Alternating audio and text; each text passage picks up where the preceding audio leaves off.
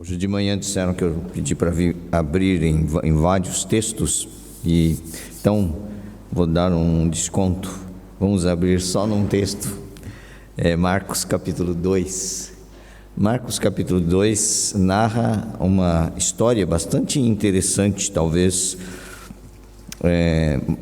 nos chame a atenção por ser algo tão caracteristicamente diferente no ministério de Jesus, o que aconteceu aqui.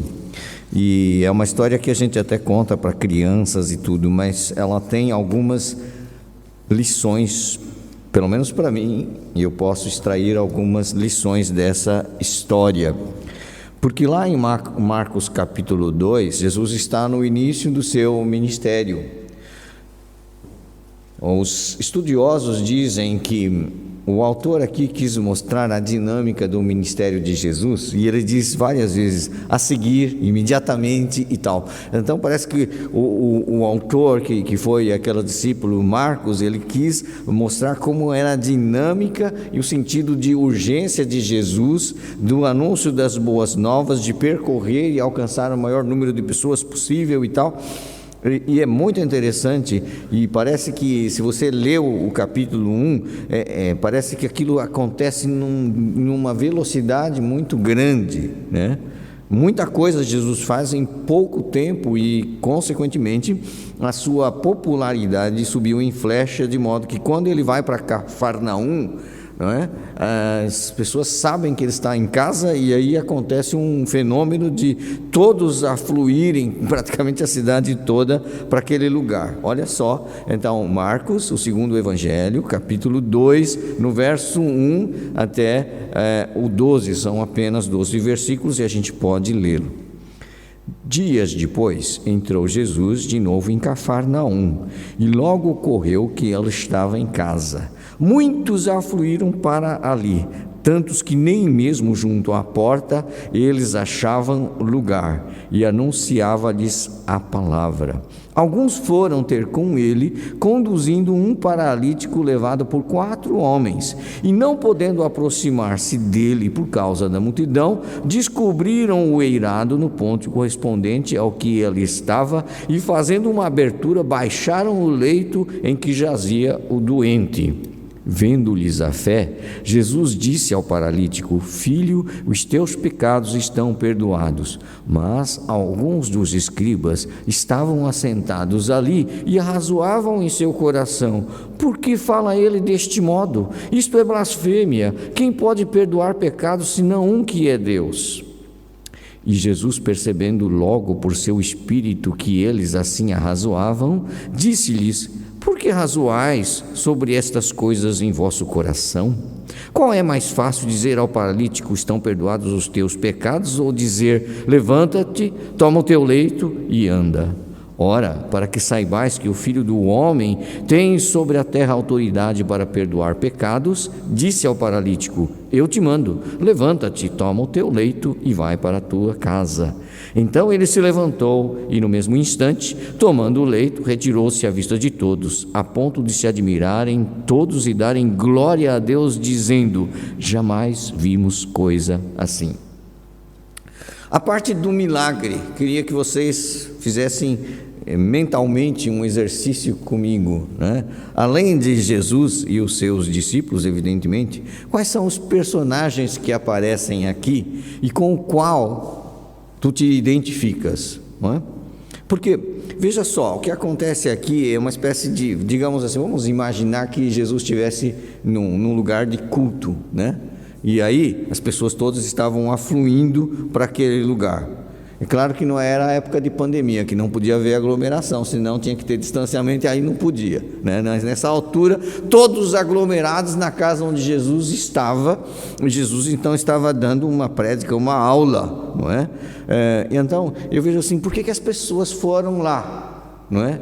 Primeiro, talvez, se fosse hoje, era para tirar uma selfie com a celebridade do momento, né? Jesus, então eu quero estar, então muitos queriam estar perto de Jesus, outros talvez para gravar aquilo que Jesus estava falando. Naquela época não havia nada disso, mas eles, a seu modo, estavam celebrando a celebridade do momento. Claro que eles sabiam que Jesus curava, então alguns acho que pensaram assim, eu vou lá, quem sabe ele vai dar um jeito na minha dor de cabeça, na minha dor de estômago, na unha encravada, o que seja, porque eu preciso resolver o meu problema. Outros talvez tivessem questões filosófico-teológicas e queriam estar ali para ouvir o ensino do mestre, quem sabe vai vir uma luz dali. Então tudo estava lotado. Muita gente curiosa, Jesus despertava a curiosidade nas pessoas, as pessoas queriam estar perto dele, cada um tinha a sua agenda para estar naquele local para ouvir Jesus. E eu digo assim, que as pessoas que lotam as igrejas hoje, todas elas têm uma agenda. Nós não sabemos, eu não sei por que você está aqui hoje, não é? Mas tu sabes no teu coração porque estás aqui hoje, não é? Qual é a tua intenção estando aqui? É interessante que Jesus tinha na plateia pessoas muito diferentes, pessoas curiosas, pessoas que estavam lá para receber alguma bênção, alguma cura, pessoas que queriam aprender alguma coisa da teologia de Jesus, e outras pessoas que estavam ali para fazer uma espécie de diagnóstico, teste da teologia de Jesus. Você vai ver, por exemplo, lá no versículo 6, alguns dos escribas estavam assentados ali. Esses chegaram logo cedinho, sentaram-se, pegaram o seu bloco de notas, se é que tinham algum, não é, para ver assim, o que Jesus vai falar. Sabe, aquele tipo de pessoa que fica caçando heresia, eram esses, né? Então a gente também tem nas igrejas aquelas pessoas que ficam querendo pegar o pastor, o professor da escola dominical, em alguma contradição, para dizer, está vendo, ele não segue a Bíblia, olha, a doutrina dele é meio complicada. Tem gente que vem exatamente para isso, não é? Então, são capazes de, na aula de Jesus, fazerem algumas perguntas daquelas com rasteira, só para Jesus se ver em dificuldade. Você sabe que depois acabaram por fazer, algumas pessoas perguntaram se era legítimo pagar tributo a César ou não, aquelas coisas todas, mas isso em outro momento. Mas esses escribas estavam ali para ver se apanhavam qualquer coisa, eram pessoas extremamente críticas. Eu creio que eles não faltavam a nenhum pronunciamento de Jesus, porque estavam ali sentados, ou seja, foram os primeiros a saber que Jesus estava lá, porque conseguiram um lugar sentado, os outros ficaram na janela, percebem? Então, às vezes, nossas igrejas estão cheias de pessoas, mas a gente não sabe qual é a agenda de cada um. Alguns vêm, eu preciso dessa bênção, eu preciso ouvir a palavra de Deus. Outras falam assim, eu vou ouvir, mas sabe, eu ando meio desconfiado, então vou anotar tudo para ver se está tudo de acordo com a sã doutrina, ou as tradições que a gente sempre defendeu, ou coisas assim. Então há vários tipos de pessoas, mas sabe, existe aquele tipo de pessoa que só vai se for levado. Não é porque elas não querem, é porque elas não podem vir por si mesmas, que é o caso desse paralítico. E sabe que bom que tem outro tipo de pessoa que, sabendo que há necessidade, não tem problema em, olha, eu dou-te boleia. Não podes ir ao culto? Eu tenho dificuldade porque eu passo na tua casa e eu levo-te. E é isto que passa aqui com esses 4 rapazes, não é? Olha só, versículo 3, alguns foram ter com ele conduzindo um paralítico levado por 4 homens. Descobrimos que ela estava carregando uma maca, precisavam de 4 pessoas, não é? E eles foram levar esta pessoa. É interessante que quando eles chegaram, né, a casa estava cheia. E agora? Né? E agora o que a gente faz? Chegamos tarde ao culto, já começou, agora já está cheio de gente, a recepção lá já dizer que não tem mais lugar, o que nós vamos fazer? E realmente ele falou assim, olha, será que ninguém pode dar um lugar para nós?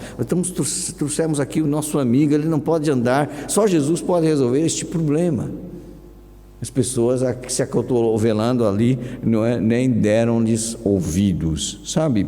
Isso faz me lembrar que às vezes nós temos esse comportamento também, sabe? Que às vezes a gente quer estar ali, né, na primeira fila, na segunda fila, queremos absorver tudo, ouvir tudo, receber as bênçãos, mas há pessoas que não têm essa oportunidade. E nesse caso, aquele paralítico foi levado pelos seus amigos, provavelmente para chegar lá tiveram mais dificuldade, chegaram depois que os outros, não é? E chegando lá, ninguém quis lhes dar espaço, eles devem ter pedido, com licença, faz favor, o rapaz está assim, chegasse cedo, né? Então as coisas ficaram mesmo difíceis. Mas aqueles rapazes que levaram o seu amigo não eram pessoas para desistir com facilidade. Ele falou assim: não dá para um jeito, dá pelo outro.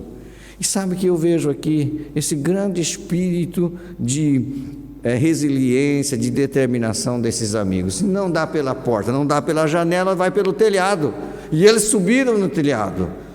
Eu acho que Jesus estava pregando, começou a ouvir barulhos ali, não é, no teto, começou a cair pó e não sei o que, de repente baixa a maca ali. Sabe que talvez algumas pessoas tivessem censurado esses 4 rapazes, mas sabe o que Jesus viu? Lá no versículo 5 diz: vendo-lhes a fé. Vendo-lhes a fé. Sabe, eu fico pensando que, como é que Jesus viu a fé? Na atitude deles. Tiago, o irmão do Senhor, vai escrever depois que a fé sem obras é morta. Eles tinham fé, mas não neles mesmos, eles tinham fé que Jesus tinha a resposta para o problema daquele paralítico, que eles não iam resolver sem Jesus. Então nós tínhamos que levar o nosso amigo à presença de Jesus. Não é tarefa fácil, porque ele não se move, ele está imobilizado, ele está entrevado ali na maca. Como é que nós vamos fazer? Ele não pode ir pelas suas próprias pernas. Nós somos as pernas dele. Nós vamos levá-lo. Sabe o que eu fico pensando? Eu fico pensando que a evangelização, às vezes, exige trabalho de equipa. Não é um só, é 2, é 3, é 4, é um que ora, outro que passa com o carro, outro que dá boleia, outro que telefona, marca o encontro, sabe?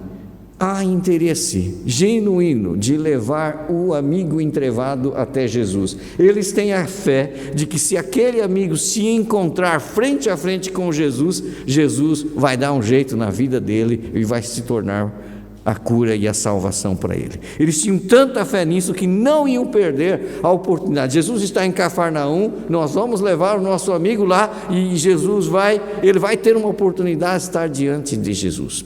Sabe? Queria que você pensasse na questão da evangelização. Não é fácil evangelizar aqui em Portugal, pois não? Não é fácil. Então, convida alguém para ir à igreja. Difícil. Se alguém atender esse convite, vai ser uma vitória. Convida para um estudo bíblico, vai ser uma vitória. É por isso que eu vejo assim que é fácil nós desistirmos aqui em Portugal de apresentar o evangelho a quem quer que seja. Por quê? Porque é difícil, não é fácil. Às vezes não é o trabalho de uma pessoa.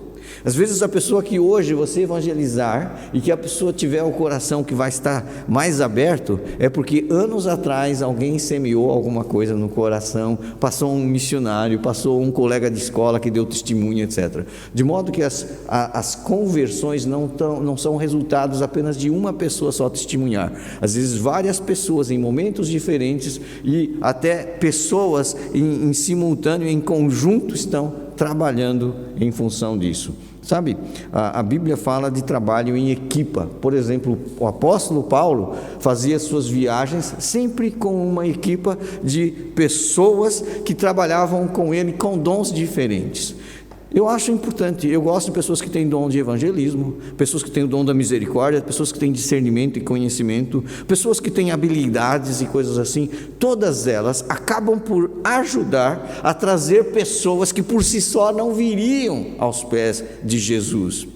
É bom que haja essas pessoas porque elas cooperam para o avanço do reino e para que pessoas que de outra forma não poderiam chegar aos pés de Jesus venham e estejam aos pés do Mestre. Mas existem aquelas que também fazem parte da comunidade, pessoas que vêm para ouvir Jesus, mas essas pessoas são consumidoras, elas querem só para elas só querem ficar na sua zona de conforto, como estavam lá os escribas, sentadinhos, não deu lugar para ninguém e ainda com os olhos críticos para tudo o que acontecia. Então, hoje também, nas nossas comunidades, nós temos vários tipos de pessoas. E às vezes eu olho para mim e pergunto: que tipo de pessoa sou eu na comunidade que ouve Jesus?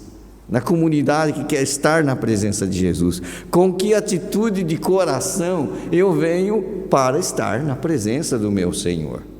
Sabe, Existem pessoas que vêm para consumir. Elas ficam sentadas, só recebem, não dão espaço para mais ninguém, mas elas querem receber. Há outras pessoas que estão para ser aquele espírito crítico. Há outras pessoas que vêm só por uma questão de alguma benesse, alguma necessidade espiritual, material ou física. Mas há outras pessoas que vêm porque querem trazer alguém que por si só não chegaria aos pés de Cristo. Essas pessoas nós chamamos são os evangelistas, são aqueles que se importam com o outro. E é muito difícil quando a igreja não entende o papel dessas pessoas. Por quê? Porque não lhes dá o espaço para trazer um outro. E isso é uma grande dificuldade, porque havia uma multidão, não é?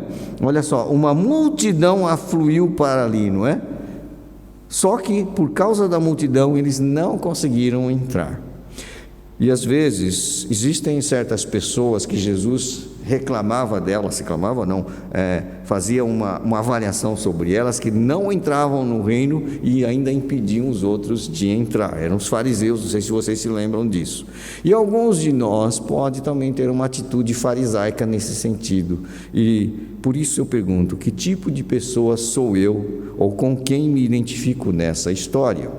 Porque é muito importante que eu compreenda qual seria a minha atitude naquela história. Qual era o papel que eu iria desempenhar?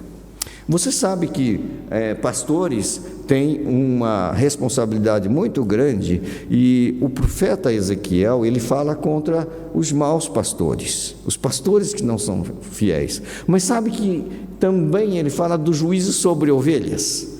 Eu não vou pedir para você abrir, mas eu vou ler para você o que Ezequiel, capítulo 34, fala sobre as ovelhas. Ele diz que buscarei a desgarrada, tornarei a trazer a quebrada, ligarei a enferma, fortalecerei, mas a gorda e a forte destruirei, apacentá-las-ei com justiça. Ele está falando de ovelhas. Quanto a vós outros, ó ovelhas minhas, assim diz o Senhor Deus: eis que julgarei entre ovelhas e ovelhas, entre carneiros e bodes. Acaso não vos basta a boa pastagem, a vez de pisar os pés o resto do vosso pasto? Não vos basta terdes bebido as águas claras, a vez de turvar o resto com os pés? Quanto às minhas ovelhas, elas pastam o que haveis pisado com os pés e bebem o que haveis turvado com os pés. Por isso assim diz o Senhor Deus: eis que eu mesmo julgarei entre as ovelhas gordas e as ovelhas magras, visto que com o lado e com o ombro dais empurrões, e com os chifres impelis as fracas, até as espalhardes fora, eu livrarei as minhas ovelhas para que já não sirvam de rapina, e julgarei entre ovelhas e ovelhas. Sabe, o juízo vem sobre as ovelhas também. Porque as ovelhas, elas não podem ser tão egoístas que elas querem comer e ainda pisam o pasto das outras. Elas querem beber e ainda turvam a água para que as outras não tenham água limpa para beber. Isso não pode ser. Isso é um juízo para nós. E às vezes eu fico pensando, será que eu não sou essa ovelha gorda que tenho tanto e não sou capaz de abrir espaço para quem não tem? Hoje de manhã, falando sobre as bênçãos, nós temos sido, meus queridos, tão abençoados. Veja só, eu tenho a Bíblia na versão atualizada de Almeida. Alguns têm NVI, outros têm o livro, várias versões em língua portuguesa, em vários formatos digital, no telemóvel e etc. Há povos sem nenhum texto da Sagrada Escritura, ou há povos que só têm uma parte da Escritura traduzida na sua língua. Então, será que é justo que nós tenhamos tanto e outros não tenham quase nada? Será que nós não precisamos fazer mais esforços como esses 4 rapazes vamos fazer um esforço em equipa para trazer as pessoas aos pés do Senhor Jesus e da sua palavra? Qual é o meu papel e qual é o seu papel na história da redenção? Nós somos que tipo de personagem nessa história? E sabe, é tão importante que aquilo que Jesus fez mostrou duas coisas: que Ele é o Deus que perdoa os pecados, que Ele é o Deus da criação, porque Ele restaura aquele homem entrevado. Sabe, eu não sei que tipo de personagem você seria na história. Talvez você seria o personagem que precisa ser levado aos pés de Jesus, porque por si só não vai.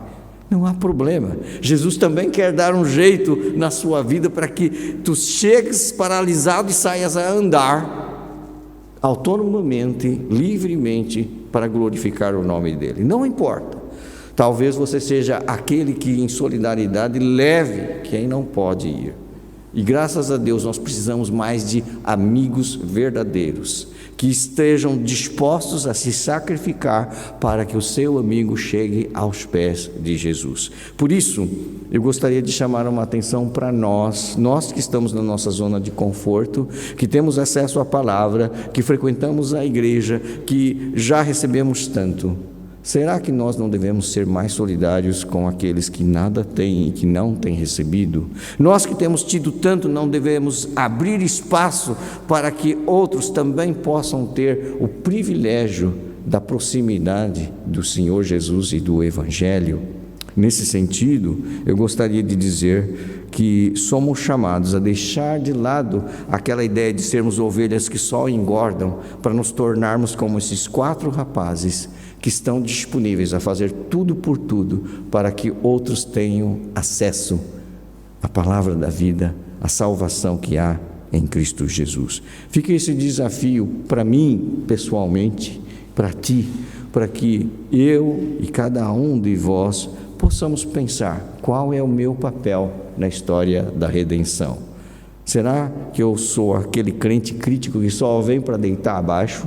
Será que eu sou aquele crente crítico que está só esperando alguém tropeçar para acusar? Ou será que eu sou aquele amigo que quer trazer amigos para receberem a salvação que só vão encontrar em Cristo Jesus? Oxalá você faça parte do grupo dos 4 amigos e possamos ter 4, 8, 12, assim por diante.